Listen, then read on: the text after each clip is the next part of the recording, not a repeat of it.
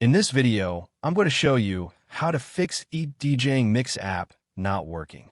First, to resolve this issue, we will first head over to our device settings. From here, scroll down and tap on General. Once you're in the General Settings tab, look for iPhone Storage option and tap on it. Over here, you can either search for the app or you can scroll down and look for it. Then tap on the app.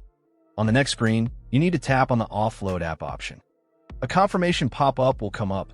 Now tap on the Offload app option here. It'll take a bit for processing, and then a reinstall button will show up. Simply tap on it to reinstall the app.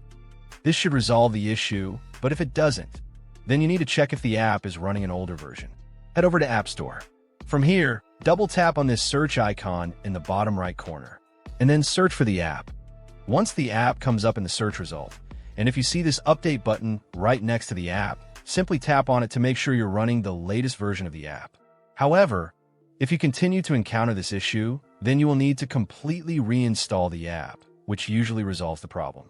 Head over to this screen the way we did before.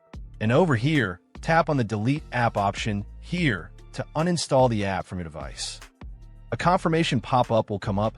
Now tap on the Delete option here. Once uninstalled, open up App Store and search for the app in the search bar.